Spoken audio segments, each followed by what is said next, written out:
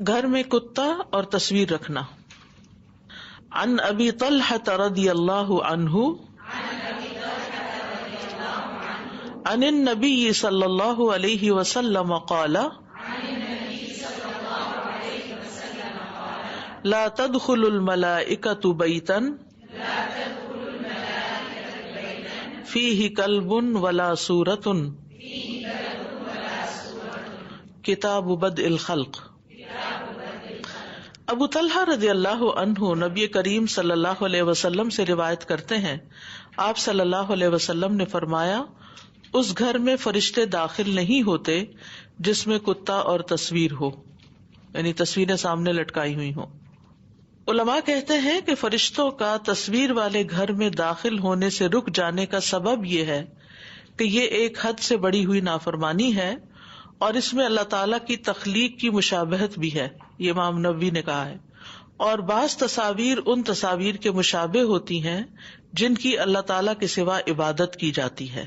ٹھیک ہے، یعنی بعض بتوں کی تصویریں ہوتی ہیں یا بعض تصویریں اس طرح کی دیویوں کی یا دیوتاؤں کی طرح کی ہوتی ہیں جن کی عبادت کی جاتی ہے، لوگ ان کو پوجتے ہیں.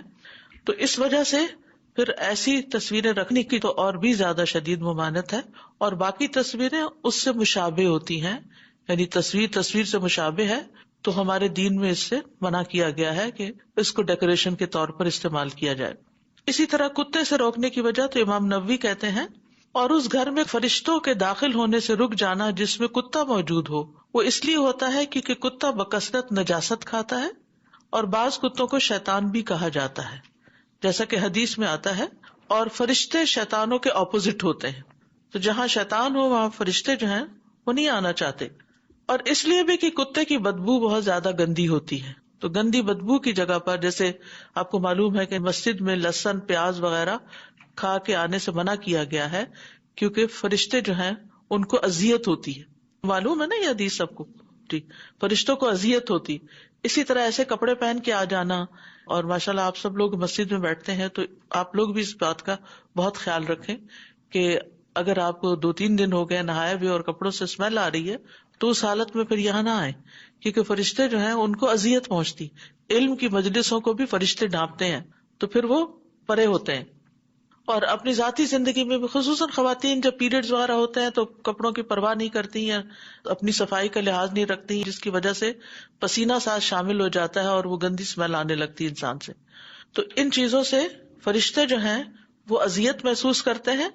تو کتے کی بھی جو نجاست ہے یا کتے کی بھی جو نیچر ہے اس کے اندر گندگی ہوتی ہے، اور فرشتے بدبو کو ناپسند کرتے ہیں، اس لیے بھی گھر کے اندر کتا رکھنا منع ہے. تو یہ ایک طرح سے سزا ہے کہ جس گھر کے اندر کتا ہوگا وہاں رحمت کے فرشتے داخل ہونے سے رک جائیں گے، اور ایسا شخص فرشتوں کے اس گھر میں داخل ہونے، فرشتوں کی دعاؤں اور فرشتوں کے اس کے لیے استغفار کرنے سے محروم ہو جاتا ہے، فرشتوں کی دعاؤں سے محروم ہو جاتا ہے. اور پھر فرشتے اس گھر کو بابرکت نہیں بناتے، یعنی فرشتوں کی وجہ سے گھر میں ایک برکت ہوتی ہے تو وہ گھر برکت سے محروم ہو جاتا ہے. اور جب فرشتے اس گھر میں داخل نہیں ہوتے تو وہ اس گھر سے شیاطین کی تکالیف کو بھی دور نہیں کرتے، پھر شیطان حاوی ہو جاتے ہیں، پھر شیطانوں کے اٹیک ہوتے ہیں اور طرح طرح کی بیماریاں بھی پیدا کرتے ہیں، ڈپریشن پیدا کرتے ہیں، اور جیسے جنات کے حملے ہوتے ہیں، گھر میں لڑائیاں جھگڑے فساد، آپس میں ہسبینڈ وائف کی نہیں بنتی، بچوں کے ساتھ نہیں بنتی، گھر میں ایک مستقل بے چینی ہے. تو اس کے پیچھے ایک ریزن یہ بھی ہو سکتی ہے کہ آپ کے گھر میں فرشتوں کی آمد و رفت منع ہے کسی بھی ایسی وجہ سے جس کا یہاں ذکر کیا گیا.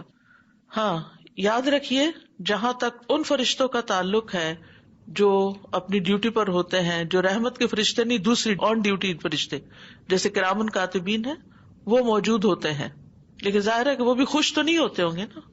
یعنی آپ دیکھیے، ہم نے اگر اسمیل والا لباس پہنا ہوا ہے، گندا لباس پہنا ہوا ہے، تو جو ہمارے کندھوں پہ فرشتے ہیں ان کو کتنی تکلیف ہوگی. کسی گندے بندے کے پاس کوئی دوسرا بیٹھ جائے تو کلاس میں یا ویسے یا جس کے منہ سے اسمیل آ رہی ہو تو کتنی اذیت ہوتی ہے، انسان کی کنسنٹریشن ہی ختم ہو کے رہ جاتی. تو اس سے پھر کندھوں والے فرشتوں کو بھی، کندھے پہ بیٹھتے ہیں جہاں بھی اللہ جانتا ہے، تو بچپن سے چونکہ ایک بات کہی گئی تو وہ ذہن میں ایسی بیٹھی ہوئی ہے کہ ابھی تک کرامن کاتبین اور کندھے ساتھ ساتھ آتے ہیں. تو دائیں اور بائیں کی بات ہے بیسیکلی، یعنی دونوں طرف ہوتے ہیں. دوسرا یہ ہے کہ جیسے روح نکالنے والے فرشتے ہیں، وہ بھی اگر کسی کی جان نکالنی ہو تو اینما تکونوا یدرککم الموت، وہ فرشتے اس لیے نہیں رک جائیں گے کہ ان کے گھر میں تصویر ہے یا کتا ہے، لیکن یاد رکھیے کہ اس وقت بھی پھر رحمت کے فرشتے اندر نہیں آئیں گے جان لینے کے لیے.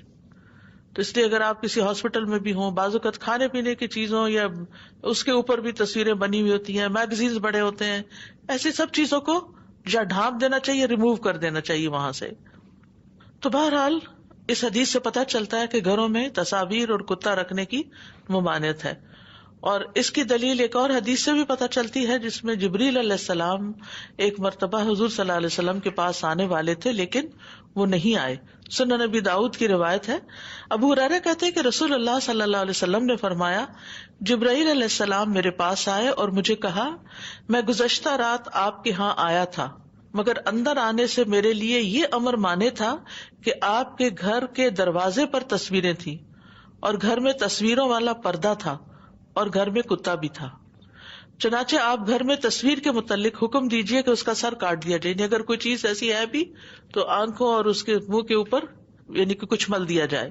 بعض اوقات مجبوری ہوتی ہے نا کہ کوئی ایسا کپڑا ہوتا ہے یا کوئی چیز ہوتی ہے جو لٹکی بھی ہے، یا آپ نے پہلے سے کوئی بہت زبردست پینٹنگ خریدی ہوئی ہے اور بہت قیمتی بھی ہے، آپ اس کو پھینک بھی نہیں سکتے، کسی کو بھی نہیں دے سکتے، تو پھر آپ کیا کریں کہ جہاں تصویر ہے بس اس تصویر کے چہرے کو کاٹ دیں، یعنی کاٹنے سے مراد ہی کے اوپر کچھ پھیر دیں. تو کہا کہ اس کا سر کاٹ دیا جائے اور درخت کی مانند ہو جائے، اور پردے کے متعلق حکم فرمائے کہ اسے کاٹ کر 2 تکیے بنائے جائیں جو پھینکے جائیں اور پاؤں سے روندے جائیں، یعنی لٹکائی نہ جائے تصویر، بلکہ اگر اس کی بے ادبی ہو رہی ہے تو پھر بھی خیر ہے. یعنی جیسے بچوں کا وہ بیڈنگ وغیرہ جو ہوتی ہے تو اس کے اوپر پیشاب بھی کر دیتے ہیں یا ویسے بھی وہ نیچے آ رہے ہیں، پھر بھی احتیاط یہی ہے کہ اس میں ایسے کارٹونز اور پکچرز نہ ہوں. بچوں کو نیچر سے جیسے سینریز وغیرہ ہیں، پول ہیں اور درخت ہیں، ایسی چیزوں سے زیادہ مانوس کریں. اور کتے کے متعلق فرمائیے کہ اسے نکال باہر کیا جائے. چنانچہ رسول اللہ صلی اللہ علیہ وسلم نے ایسا ہی کیا. صحیح مسلم کی روایت میں آتا ہے، جبریل علیہ السلام نے رسول اللہ صلی اللہ علیہ وسلم سے وعدہ کیا کہ وہ ایک خاص گھڑی میں ان کے پاس آئیں گے. چنانچہ وہ گھڑی آ گئی لیکن جبریل علیہ السلام نہ آئے. اس وقت آپ کے ہاتھ میں ایک عصا تھا. آپ نے اسے اپنے ہاتھ سے نیچے پھینکا اور فرمایا، نہ اللہ اپنے وعدے کی خلاف ورزی کرتا ہے، نہ اس کے رسول یعنی فرشتے خلاف ورزی کرتے ہیں. پھر آپ نے دھیان دیا تو آپ کی چارپائی کے نیچے کتے کا ایک پلہ تھا. تو آپ نے فرمایا، اے عائشہ، یہ کتا یہاں کب گھسا؟ تو انہوں نے کہا، اللہ کی قسم مجھے بالکل پتہ نہیں چلا.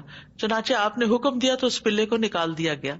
پھر جبریل علیہ السلام تشریف لے آئے تو رسول اللہ صلی اللہ علیہ وسلم نے فرمایا، آپ نے میرے ساتھ وعدہ کیا تھا، میں آپ کی خاطر بیٹھا رہا لیکن آپ نہیں آئے. تو انہوں نے کہا، آپ کے گھر میں جو کتا تھا مجھے اس نے روک لیا. بے شک ہم ایسے گھر میں داخل نہیں ہوتے جس میں کتا ہو، نہ اس گھر میں داخل ہوتے ہیں جہاں تصویر ہو. اور جہاں تک کتا رکھنے کا تعلق ہے تو صرف یہ نہیں کہ فرشتے نہیں آتے بلکہ اور نقصان بھی ہیں. کتا رکھنے سے نیکیوں کے 2 قرات کم ہو جاتے ہیں.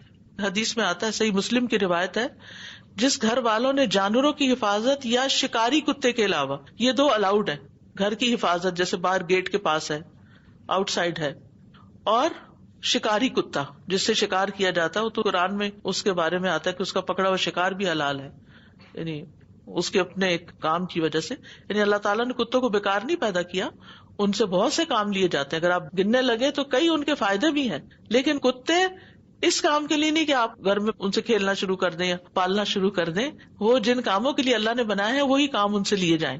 فرمایا، جس گھر والوں نے جانوروں کی حفاظت یا شکاری کتے کے علاوہ کتا رکھا تو ان کے عمل سے ہر دن 2 قرات کم ہوتا ہے، 2 پہاڑوں کے برابر نیکیاں مائنس ہو جاتی ہیں.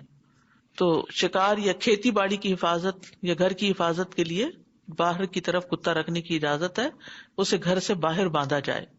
اور اسی طرح یعنی کہ کالا کتا جو ہے وہ خاص طور پر شیطان ہوتا ہے تو اس کو اوائڈ کیا جائے.